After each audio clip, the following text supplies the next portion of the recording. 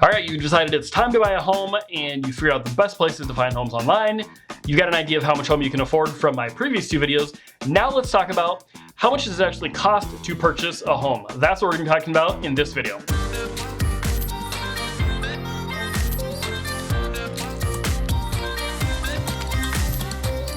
So you're wondering how much does it cost to buy a home? Awesome, great question. First of all, I want you to understand when any buyer starts with me, we start with what's called a buyer's consult. I bring them into the office here and we talk about how much money do you make? What are your debts? What are your goals? What are your dreams? What are you looking for in your next house? What type of property are you looking for? And I can help people sort through all of their options to be able to really give them advice that's best for their situation. It's kind of a one-on-one consultation, kind of a coaching, where I can dig into your personal situation and help you make the best decisions to move forward based on whatever your goals and dreams are. So I'm gonna tell you, first of all, why don't you give me a call? We'll schedule you for a consult. You don't have to sign anything. It doesn't cost you anything. It's literally just free help and advice for you. So that's gonna be your first step. One of the things we do go over in a consultation is I'll walk you through my buyer's guide. It's also free. If you email me, I'll send you a PDF of it. And it's a really great way to start. When I walk you through the buying guide, one of the last things I'm gonna explain is to kind of give you the short answer first, and then I'll explain it a little bit later. Generally, you're gonna expect to spend on that home between 2 to 4% plus your down payment. There's really 3 times that you're gonna write a check when you're in the home buying process. The first one is gonna be for your earnest money. Now, what does that fancy word mean? Basically, it means when you get your offer accepted on a home that you're trying to purchase, you have to send earnest money with your offer to really show the sellers that you're serious, you've got the money, you're invested in this, and you want to buy this home. It's basically the seller's insurance policy, so if you get cold feet and back out without any inspection giving you permission to do so, they get to keep that money. Typically, I'm gonna tell folks to spend about 1% on their earnest money. Now, what does this look like?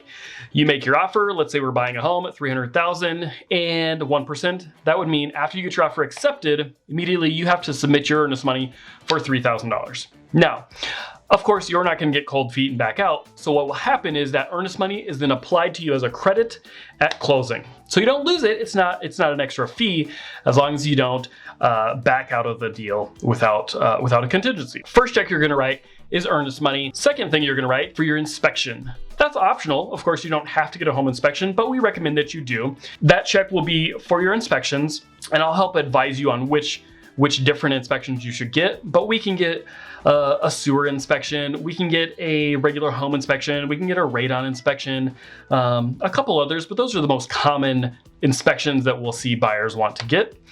Typically, those are gonna range from $500 to $800 total between all of them together, okay? So maybe your regular home inspection is $450, and then your sewer scope is gonna be $200, and then maybe you want a radon test that's $150 or something like that, okay? So generally, if you get all those together, maybe you'll be around $800 for your home inspections. And those are the second things that you'll spend money on for the entire process. Then the third time that you'll write a check is gonna be at closing. Basically what the title company does is they roll all the other expenses of purchasing that home into one final lump sum that's due at the closing table. So you get all the way down the road, you're going to close on your home, you sit at a conference room table with a number of different parties, myself, your title company, whomever, and then you'll have one final check that's due at the end. This is the big one that everybody wants to know about. Typically at closing, you're gonna expect around 2 to 4% plus your down payment, okay? 2 to 4% plus your down payment. So let's talk about what down payments are and what the 2 to 4% is for. First of all, your closing costs, we'll call them, is around 3%, let's call it. That 2 to 4%, something like 3%, is the taxes, the title, the legal fees, the mortgage cost, your appraisal, any realtor fees, all kinds of the little random fees that are involved with buying a property. Generally, 2 to 4% is what those will total. So you don't pay any of those things separately or in advance. That's all a lump sum paid at the end. In addition to that, you'll have your down payment. Now, down payments can vary from 0 to as much as you'd like, okay? From 0% to 100% if you wanted to, could be your down payment. Typically, especially for a first-time buyer, it's gonna be 3.5, maybe 5% is your down payment. 3% in your closing costs plus 3% in your down payment. Put them together, you're probably gonna be around 6% of the purchase price is your total closing costs at closing, okay? Now, if you're buying a $300,000 home, 6% is then $18,000, right? So $18,000 is due at closing. Now remember, you prepaid your earnest money in advance, you didn't get cold feet, so that's getting applied to you as a credit at the closing table. And if you did 1%, that's $3,000, so you already paid that. Then you got another 15,000 bucks that would be due at closing, okay? I'm just giving you kind of hypothetical round numbers.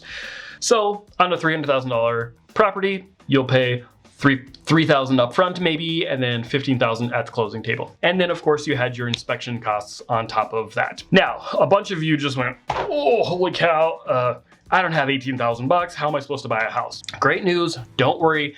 There's a bunch of different options, and I'm gonna talk about that in my next video. So make sure you subscribe, make sure you check the bell so you get notifications, of course, and then click right here and I'll give you that next video where we talk about what do you do if you're short on cash, but you wanna buy a house.